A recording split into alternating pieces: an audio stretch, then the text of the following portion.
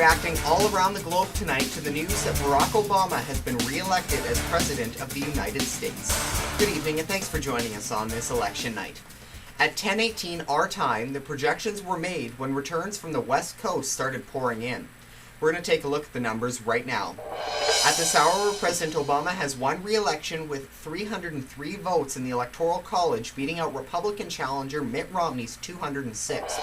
Florida is still too close to call, so we don't know for sure where its 29 electoral votes will go.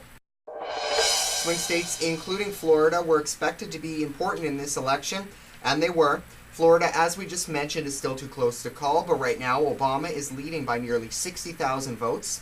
The much talked about Ohio has been won by the president, but only by 2% of the vote.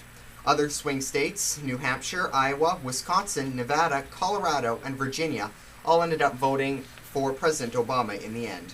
While the electoral vote clearly shows an Obama win, the popular vote shows a very different story. A story about just how divided America is right now. Taking a look at the popular vote, both candidates are tied at 49% of the vote, but when you take a look at the numbers behind the percentage, you can see that the president has only a 250,000 vote lead over the challenger, Mitt Romney. The office of president wasn't the only thing being voted on today. Both the House of Representatives and the Senate had some seats up for grabs tonight. Republicans will keep control of the House with at least 207 of the seats. Democrats will have at least 148, with 80 still undetermined. The Senate will still be controlled by the Democrats, winning 21 of the 33 seats up for grabs tonight. Republicans managed to win 7 of the seats. 2 independents were also elected. That is a look at how Americans voted this election day. It's time now to take a look at what's making news in Winnipeg.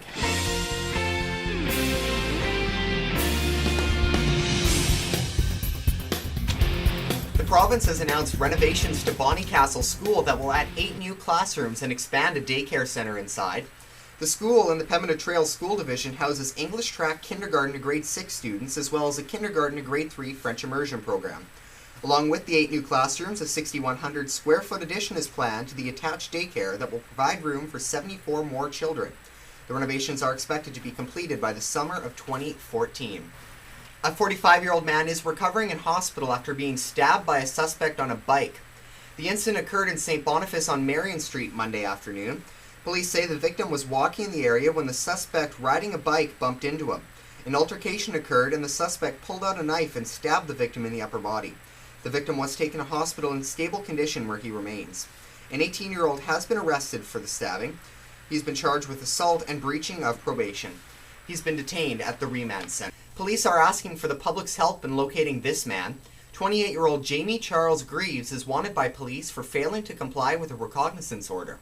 He's described as Aboriginal, 170 pounds, 5 feet 11 inches tall, with black hair and brown eyes. He has a tattoo on his right cheekbone. If you see him, police warn you not to approach him. Anyone with information is asked to call police at 204-986-6222. A 52-year-old man is facing drug charges after police raided a grow-op. Officers executed a search warrant on the home located in the 200 block of Penfold Crescent Monday. Inside, they found $765,000 worth of marijuana, both in dried and plant forms, as well as various grow-op equipment. A suspect was also inside the house at the time. The drugs were seized and the man was taken into custody. He was released on a promise to appear. Damage has been pegged at $200,000 after a fire at the Royal Canadian Mint Monday evening. Officials say the fire broke out around 5:30 and was caused by an equipment failure in a machine used to test coin-making plates. No one was injured in the blaze. Production at the Mint resumed a few hours after the flames were put out. It's now time to take a quick check at the forecast. Tonight, we'll have a low of -1 and cloud cover, and that cloud cover stays with us for the next few days. Temperatures by Friday cool off to -3. Your weekend, we won't get above 0, Sunday being the coolest day of the week with a high of -6 and a low of -12. And that is your Storm Tracker forecast. And that is all the time we have for this Tuesday, November 6, 2012, Election Night in America. Thank you very much for joining us. Good night.